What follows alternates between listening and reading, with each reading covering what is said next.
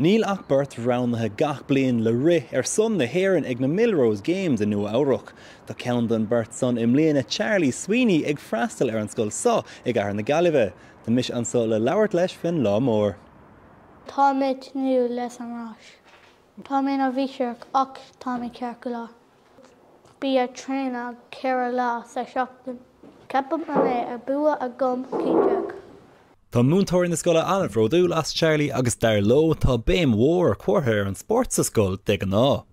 Is deis ionach é seo mar is rud difriúil é agus tá seansaigh Charlie rud a dhéanamh a bhfuil difriúil ná an gná lá sa scoil so.